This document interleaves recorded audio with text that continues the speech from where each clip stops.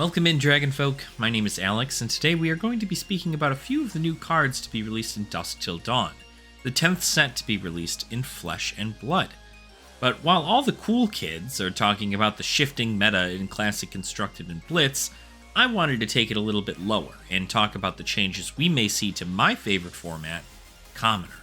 In this video, I will be talking about the new heroes, equipment, and weapons that we will see in Dusk Till Dawn.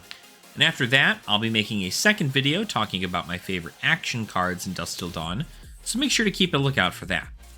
Dusk Till Dawn is a supplementary set and features many cards to help change up or improve the playstyle of current heroes in the game. Although a new hero has emerged from this set that is available for us to play in Commoner. You'll notice I said hero and not heroes.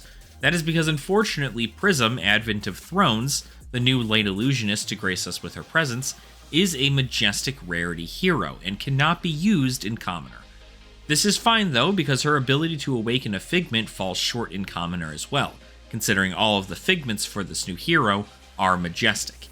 Therefore, we lose out on any new mechanics and instead would just be better off playing the regular Prism we know and love. Vincent, on the other hand, is available for play in Commoner. Vincent is a new Shadow Runeblade that utilizes her health as a resource to make a rune chant deal unpreventable damage, and Runeblade cards get a huge advantage if you got arcane damage off during combat step, so Vincent is for sure a deadly foe for many in this format. Now with Commoner being the format of choice here, I wanted to talk about some of the new equipment we may be seeing in these new builds, as well as any new weapons that may be super useful to our current hero pool in Commoner. The equipment. New equipment suites have been released with Dusk Till Dawn, and while the art is absolutely gorgeous, I am unsure how much of it we will see in the Commoner format. But that's probably because I'm bad and can't see the bigger picture, you know? The Radiant Equipment Suite is for light heroes and allows you to banish the equipment and a card from your soul at instant speed to prevent the next 2 damage that would be dealt to you. Being able to block any damage is super nice, and in most cases, this could be an additional 8 health if you run the entire suite, so it could see some play in a control deck. The next set of equipment is the Darkness set. This is a shadow set of equipment, and it is much like its light equivalent, except you banish just the equipment to prevent the 2 damage. The downside to the Darkness set is that you have to deal with the blood debt that each piece comes with, which may cause problems later on in the game. The final set that is available in Dusk Till Dawn is the Frontline Suite. Frontline armor is generic, so it can be used in any hero's deck. But if you want my personal opinion, this set is the worst of them all. Frontline armor has a countdown essentially. Yes, at the beginning of your first turn it does have block 2 for each piece, but at the end of your turn that number ticks down by 1 until eventually it hits 0, or can even go lower than that. At that point, I'd rather just run Iron Hide or even Iron Rot to be able to use the block value when I want, as opposed to having to use it at turn 0. Again, I could be overthinking this, but from what I've read, not too many people are excited for it, and until I see a valid reason to be excited for it, it's just kind of meh. The weapons.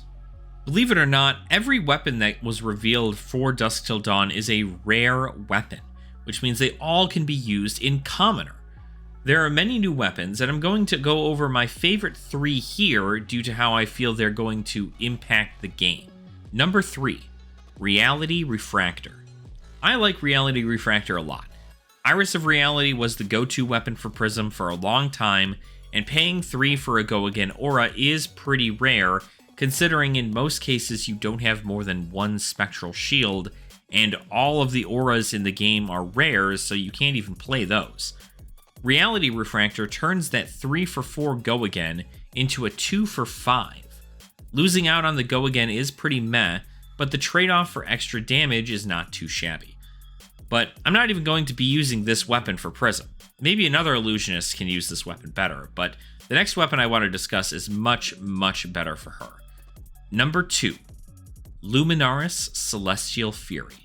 Numinaris, as the kids are calling it, is probably never going to see much play in CC or Blitz from what I hear, but Commoner is a different story.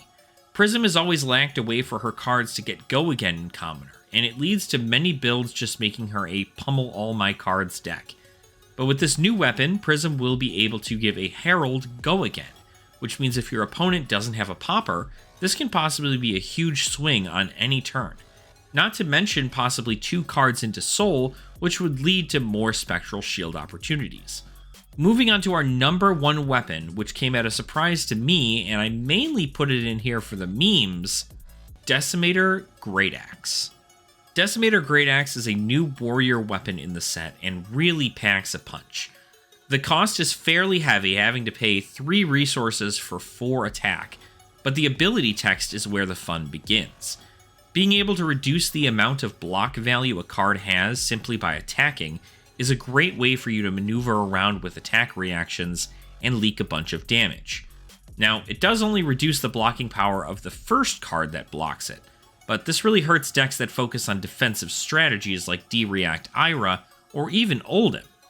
If your opponent wanted to block with a Sink Below, they would only be blocking 2 instead of 4 if the Sink Below was the only card they blocked with. I'm very interested to see what builds come from this Great Axe, and can't wait to try a few of them out myself. And that's a very quick review of some of the favorite new additions in the Commoner format in Flesh and Blood. There are many more new weapons to check out, so please make sure to check the description for the website that I use to get all of my information on Flesh and Blood cards, Fabrary. Let me know what you thought about my list, and more importantly, let me know what's at the top of your list. I'd love to hear everyone's thoughts, so make sure to like the video and subscribe so you can be here for the next video where I talk about my favorite action cards from Dusk Till Dawn and why you should look into them. Thank you all so much for watching, and I hope to see you all very soon. Nerd out.